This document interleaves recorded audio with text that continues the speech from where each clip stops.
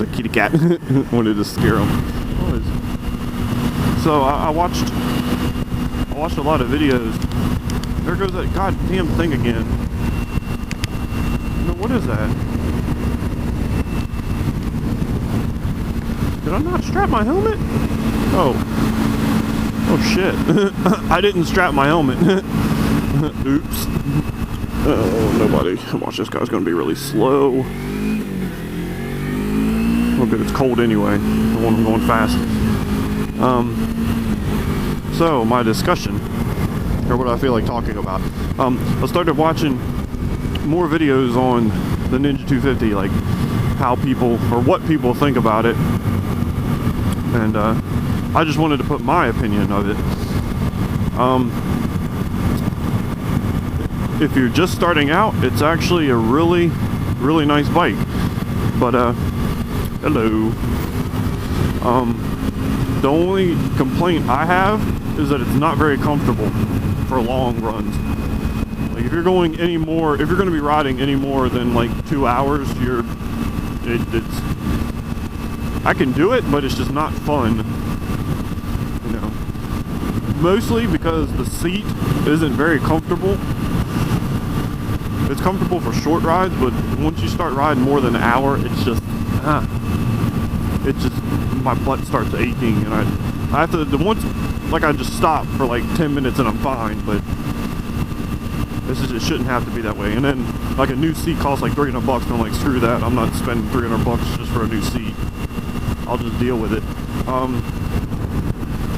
And I only have one other complaint, is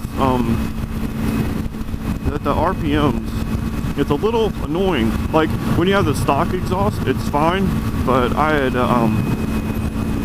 I can't even remember what brand it was. It was a Growler or something like that. I had that exhaust on, and it was just way too loud. So I know loud is kind of what I was going for, but it was at the rate that it was going, the engine was going, the noise was just way too much, way too much. So I ended up taking it off and selling it for about the same amount that I paid for it, and my bike was in the wreck when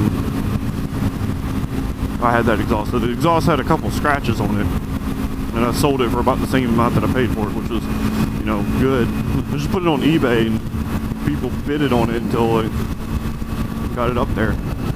But there's only two complaints. A couple good things about it is it's really good on gas.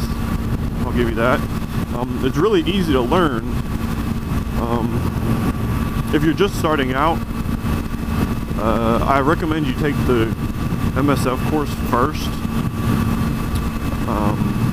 And that depends on, I mean, that's with any bike that you get. I mean, you should really take that course first, because they teach you everything that you need to know.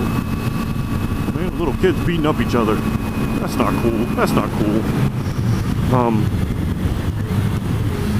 But I mean, this bike has taught me a lot. I've learned a lot of things. Oh wait, there was another bad thing about this bike. It's very light, which can be good in some ways, but when it's really windy, it's not very good.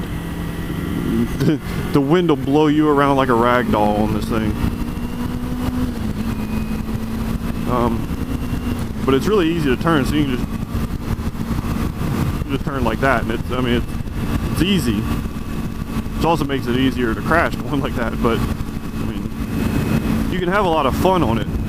But I think this thing goes like 0 to 60 in like 6 or 7 seconds or something like that. Which I mean, it's not bad for a, you know, you think a 250, oh, I'm gonna be waiting 12 seconds before I hit 60. No, I mean, it's actually really, it's got a lot of get up and go power, but just not as much as a, you know, like a 600 would.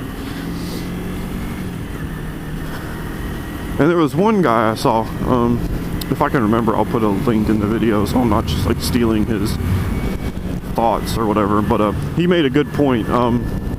So you'll be driving on a bumpy road and your handles slip on the throttle. Let's see, watch, I'm gonna show you what happens when you slip on the throttle and hit a bump, and see, pretty much nothing happened. I mean, you get thrown back just a tiny bit, but you do that on a 600 and you better be hanging on. But I thought that was a good point that he made. But So I'm gonna make the same point, but I'll give him credit for it once I gotta find the video. Yeah, it's a wonderful bike. I love it. I would like to get a little bit more power. Just the only reason I want a bigger bike is for more comfortable riding. I don't want to be going down the highway at 60 miles an hour, revving at 9,000 RPMs. It just sounds annoying to me. I mean, I can deal with it for right now, but that's mostly the reason I want another bike. Or, yeah, another one. I'll keep this one. I don't think I'll get rid of this. Probably just sell it to one of my friends just so I can have someone to ride with. But that's mostly the reason I want another bike.